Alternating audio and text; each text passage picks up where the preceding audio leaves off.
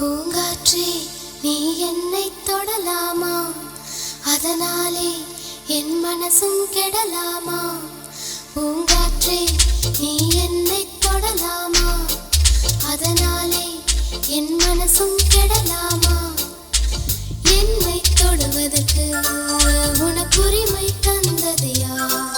என்னை ஏனோ சீண்டுகிறாய், புது உணர்வை தூண்டுகிறாய். இது சரியா, இது முறையா, மனந்தவக்கென முதல் முறையா? பூங்காற்றே நீ என்னை தொடலாமா, அதனாலே என் மனசும் கெடலாமா.